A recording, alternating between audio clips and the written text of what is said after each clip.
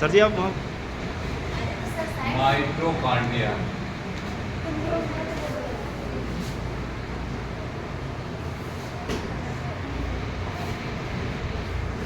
Sir वहीं रहना sir, disc के अंदर ही। ठीक है, हाँ सर, ज़्यादा बस दिमाग नहीं लगा। बस।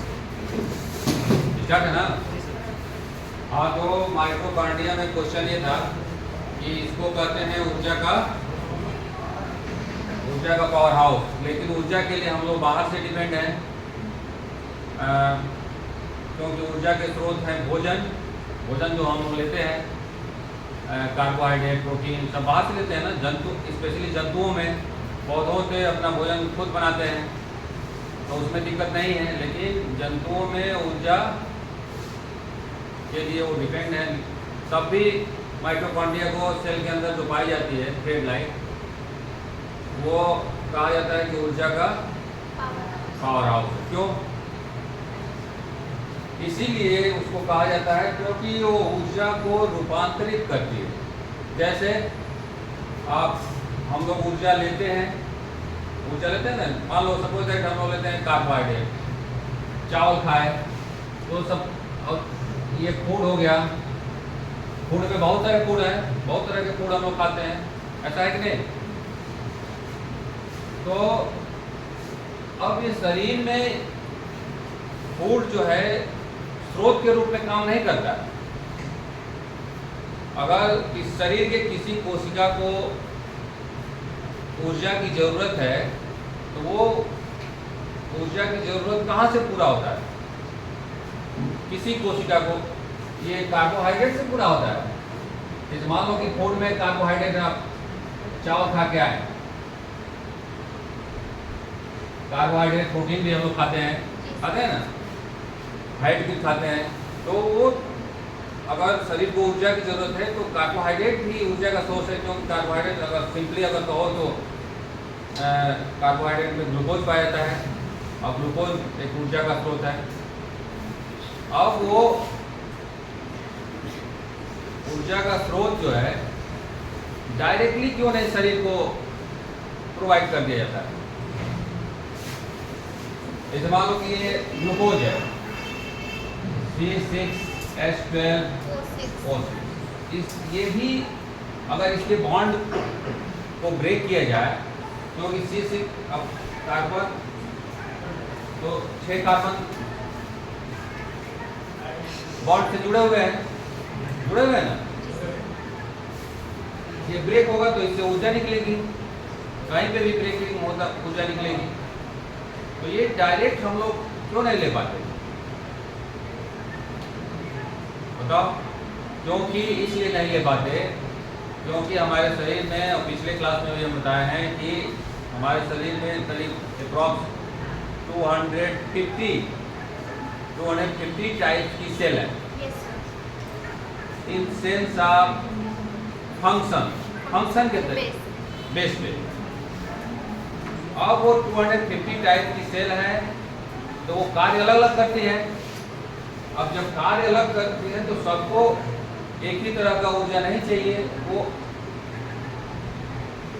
वो एक ऐसी तरह का ऊर्जा मॉलिक्यूल्स उसको रिक्वायरमेंट है जो सब में कंज्यूम हो सके। जैसे हम लोग कार्बोहाइड्रेट लिए, कार्बोहाइड्रेट डायरेक्ट उस सेल में जाके ऊर्जा की कमी को पूरा नहीं कर सकते, कार्बोहाइड्रेट को यूज डायरेक्ट नहीं कर सकते। तो कार्बोहाइड्रेट, प्रोटीन और फैट एक यूनिफॉर्म ऊर्जा के स्रोत के रूप में परिवर्तित होता है। या ऐसे कह सकते हैं कार्बोहाइड्रेट, प्रोटीन और फैट एक यूनिफॉर्म ऊर्जा का मॉलिक्यूल बनता है। क्योंकि ये ग्लूकोज एक मॉलिक्यूल ही है, मॉलिक्यूल है ना। तो एक अलग मॉलिक्यूल बनता है जो सारे सेल को ऊर्जा के स्रोत के रूप में काम करता है। और वो मॉलिक्यूल कौन है? वो मॉलिक्यूल है एटीपी। ये भी वैसे ही है, जैसे ग्लूकोज एक मॉलिक्यूल है, वैसे ही एटीपी भी एक मॉलिक्यूल। और शरीर में किसी भी कोशिका को ऊर्जा की जरूरत होती है तो किससे पूरी होती है? एटीपी। माइटोकॉन्ड्रिया क्या करता है? इस सारे मॉलिक्यूल्स को लेके मान लो कि ये कार्बोहाइड्रेट हो गया, प्रोटीन हो गया, फैट्स हो गया, इन सब को लेके क्या बना रहा है? ये बना रहा है, मान लो यहाँ पे माइटोकॉन्ड्रिया हो, ये बना रहा है एटीपी, एक यूनिफॉर्म ऊर्जा का स्रोत बना लिया। इसीलिए इसको कहा जाता है ऊर्जा का घर। ये ऊर्जा उत्पादन नहीं करता, क्या कर रहा है? ऊर्जा को परिवर्तित कर रहा है। ऊर्जा का स्रोत तो कार्बोहाइड्रेट है ही, उसको परिवर्तित करके क्या कर दिया? एटीपी। अब किसी भी जीवित कोशिका में अगर ऊर्जा की जरूरत है तो वो जरूरत किससे पूरा होगा? एटीपी। और एटीपी बनने का 99% प्लेस है, वो है माइटोकॉन्ड्रिया। अब इसको तो एक ओवर आउटलुक ये हो गया, लेकिन ये होता कैसे है, ये थोड़ा सा डिफिकल्ट क्वेश्चन है। आप लोग ऊर्जा रिलीजिंग, ऐसा कौन सा रिएक्शन है, अभिक्रिया है जिसमें से ऊर्जा निकलती है? एक तो फोटोसिंथेसिस भी है जिसमें ऊर्जा बनती है, लेकिन सारे जीवों में कौन सा ऐसी अभिक्रिया है जिसमें ऊर्जा निकलती? कौन सा रिएक्शन है? श्वसन है। अब श्वसन में क्या होता है कि एक है ये फूड, और इससे क्या मिलता है? ऑक्सीजन मिलता है ना, और ये जाके CO2 और H2O हो जाता है, और प्लस एनर्जी रिलीज होती है। वही एनर्जी है जो in the form of ATP. ATP बहुत कम ही जगह लिखा हुआ है जो आप किताब में पढ़ेंगे। अब इसी रिएक्शन को अगर थोड़ा सा हम लोग एक्सटेंड करेंगे, थोड़ा सा जूम करेंगे, तो आपको मिलेगा, और उसमें अगर फूड ले लेंगे, फूड में ग्लूकोज ले लेंगे, तो ग्लूकोज का ब्रेकडाउन एक सीरीज ऑफ रिएक्शंस है। एक प्रोडक्ट से दूसरे प्रोडक्ट में ग्लूकोज टूटता है, और उस टूटने के क्रम में कहीं स्टेप पे ये बनता है एटीपी। अगर ये ग्लूकोज को कई स्टेप में डिवाइड किया जाए इसके ब्रेक होने को, तो आपको 3 स्टेप मिलेंगे। एक मिलेगा, आप लोग सुने होंगे, एक है ग्लाइकोलिसिस, सुने होंगे, और एक है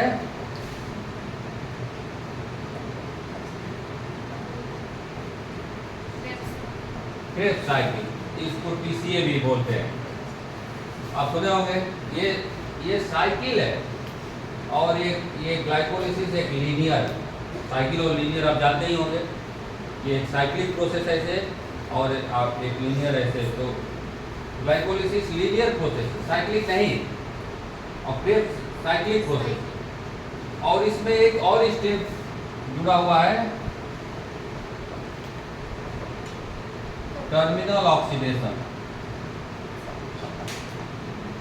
मतलब ऑक्सीजन का यूज हाइड्रोजन से मिलना, जो यहाँ पे H2O लिखा हुआ है।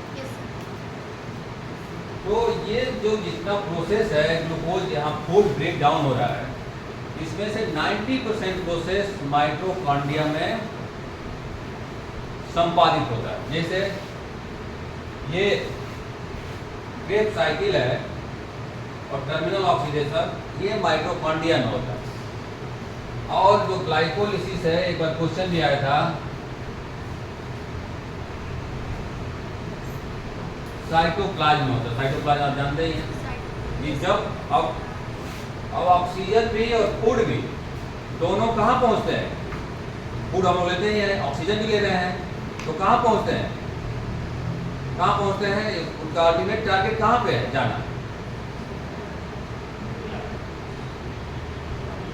अल्टीमेट टारगेट है उनका जाना सभी कोशिकाओं में, सभी कोशिकाओं में जाते हैं। ऑक्सीजन भी सभी कोशिकाओं में जा रही है, और फूड भी सभी कोशिकाओं में जा रहा है, और सभी कोशिकाओं में जाके क्या है? ऑक्सीजन और फूड दोनों मिल रहे हैं, और मिल के ये क्या बना रहा है? जब ब्रेक डाउन हो रहा है तो बन रहा है एनर्जी। ऊर्जा के मॉलिक्यूल बन रहा है, और वो ऊर्जा के मॉलिक्यूल आपको यहाँ पे बैठने में, काम करने में, क्योंकि ऊर्जा की जो परिभाषा है उसमें कहा ही गया है कि कार्य करने की क्षमता को ऊर्जा करने, तो कार्य करने में वो सहायता करेगा। तब क्रेब्स साइकिल और टर्मिनल ऑक्सीडेशन के लिए स्पेशलाइज, अब सपोज दैट एक क्वेश्चन आता है कि एक मॉलिक्यूल अगर ग्लूकोज का ब्रेकडाउन हो गया तो कितने एटीपी ऊर्जा बनेगी? 30।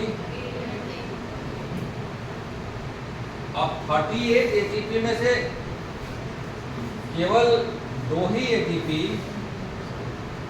ग्लाइकोलिसिस में बनता है, और जितने एटीपी हैं वो सब बनते हैं क्रेब्स साइकिल और टर्मिनल ऑक्सीडेशन। ठीक है, तो इतना तो आप समझ गए होंगे कि माइटोकॉन्ड्रिया का रोल क्या है for the process of making energy molecule.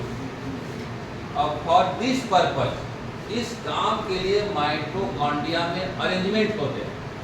Arrangement मतलब उस तरह की व्यवस्था की गई है कि आप ये सब सारी चीज़ें परफॉर्म, कोई भी केमिकल रिएक्शन और कोई भी केमिकल जो प्रक्रिया है उसको पूरा करने के लिए आसान तो है नहीं।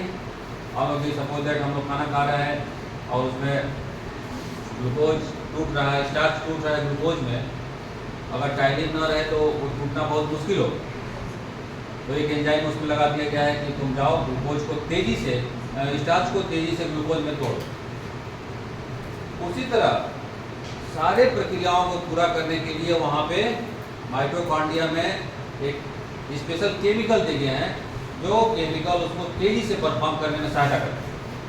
अब अगर कल हम लोग बात किए थे कि माइटोकॉन्ड्रिया एक धागे जैसी संरचना है, और वो धागे जैसी संरचना कोशिका के फंक्शन के आधार पे उसमें कितना नंबर होगा वो वैरी करेगी। अब उस धागे जैसी संरचना ऐसा नहीं है कि 5 न्यूक्लियस हो गया तो ऐसे ऐसे बना हुआ है। ठीक है,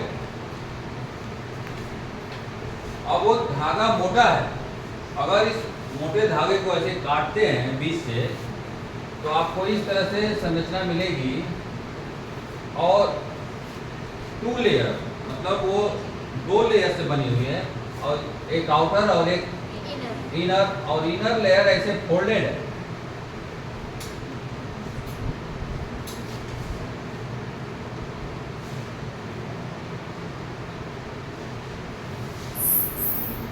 इस तरह अब ये फोल्डेड है, इसमें और भी अरेंजमेंट है।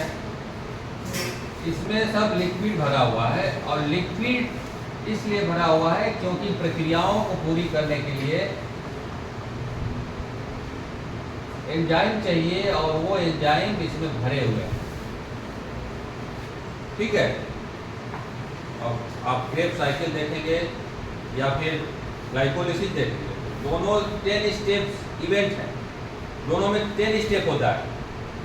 अब 10 स्टेप आपको जाने के लिए एक सुनिश्चित और निर्धारित पैटर्न को फॉलो करना पड़ेगा। जैसे आप घर से चलते हैं तो यहाँ आने के लिए पैटर्न फॉलो करते हैं ना, वैसे ही उसमें स्टेप फॉलो करने के लिए पैटर्न फॉलो करना पड़ेगा। वो पैटर्न फॉलो करने के लिए माइटोकॉन्ड्रिया के इनर जो मेम्ब्रेन है उसमें अरेंजमेंट होता है। अब अरेंजमेंट किस तरह का है, आप पहले से पढ़े हुए हैं कि कोशिका के केंद्रक में ऐसे मटेरियल पाए जाते हैं जो कोशिका के सारे फंक्शन को क्या करते हैं। केंद्रक का क्या काम है, सारे फंक्शन को क्या करना है। केंद्रक का काम है कोशिका के सारे फंक्शन को कंट्रोल करना, नियंत्रित करना, और उसमें उस तरह के अरेंजमेंट दिए गए हैं। ऊर्जा का परिवर्तन एक सामान्य प्रोसेस नहीं है। आप थोड़ा सा एक्सटेंड उसमें जाएंगे तो आपको मिलेगा कि अरे ये तो बहुत एक लंबा प्रोसेस है। टर्मिनल ऑक्सीडेशन एक लंबा और केमिकली कॉम्प्लेक्स प्रोसेस है, जटिल है। अब इसमें जो डीएनए है, डीएनए एक मैसेज का स्टोरेशन डिवाइस है। जैसे कंप्यूटर में मैसेज स्टोर रहता है ना, मोबाइल में भी मैसेज स्टोर रह रहा है। बहुत लोग फोटो अपना डिलीट हो गया तो बहुत दुखित भी होते हैं कि हमारा मोबाइल अब कैसे मिलेगा, वो वाला फ़ोन नंबर उसमें खो गया। तो ये डीएनए जो है एक मैसेज स्टोर किया है सारे किसी का फंक्शन का, सेल में जो भी काम होगा उसका मैसेज यहाँ पे स्टोर है। अब ये जो माइटोकॉन्ड्रिया है इसका बहुत जटिल और विस्तृत काम है, तो अगर वो इस पे डिपेंड रहे न्यूक्लियस पे तो इसका वर्क हो पाएगा? नहीं हो पाएगा। तो इसमें अलग डीएनए होता है, एक सिंपल डीएनए रख दिया जाता है, या पहले से बना हुआ है नेचुरली रख दिया, वही कहना ठीक नहीं है, नेचुरली बना हुआ है कि उसके लिए अलग व्यवस्था की गई है। इसीलिए ये जो माइटोकॉन्ड्रिया और एक और सेल ऑर्गेनेल है जिसका अलग डीएनए होता है प्लास्टिड, तो दोनों का अलग डीएनए है इसीलिए क्योंकि उसको जटिल वर्क करना है, और अलग डीएनए होने की वजह से ही वो सारे जटिल वर्क को परफॉर्म कर पाते हैं, और इसमें जितने भी एंजाइम पाए जाते हैं उसी अलग डीएनए की वजह से वहाँ पे संरक्षित रहते हैं और सुरक्षित रहते हैं और एटम्स बन भी जाते हैं, क्योंकि न्यूक्लियस पे डिपेंडेंसी किसी भी वर्क को लंबा करेगा। और जो राइबोसोम हम कल बताए थे कि राइबोसोम भी एक सेल ऑर्गेनेल है और वो प्रोटीन सिंथेसिस में काम करता है, और हार्मोन्स और एंजाइम प्रोटीनियस नेचर के होते हैं, मतलब उसका प्रोटीन से अपना जुड़ाव, जितने भी आपके शरीर में हार्मोन्स है या प्रोटीन है सब प्रोटीनियस नेचर के। यहाँ पे भी जो एंजाइम पाए जाते हैं जो केमिकल रिएक्शन को तेजी से आगे बढ़ाते हैं वो भी प्रोटीनियस नेचर के होते हैं और उनको डीएनए बनाने में सहायता करता है। और उसके लिए अब डीएनए तो मैसेज सेंड है ना, वो मैसेज सेंड करेगा, लेकिन वो बनेगा कहाँ? राइबोसोम। तो इसमें अलग टाइप का राइबोसोम माइटोकॉन्ड्रिया में पाया जाता है और जो उसको प्रोटीन सिंथेसिस या एंजाइम बनाने में सहायता करता है।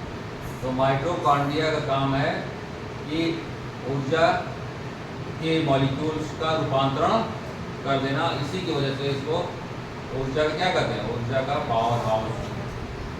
पावर हाउस इसलिए है कि वो ग्लूकोज के मॉलिक्यूल्स को परिवर्तित करके किस मॉलिक्यूल में बना रही है? ग्लूकोज के मॉलिक्यूल्स को एटीपी।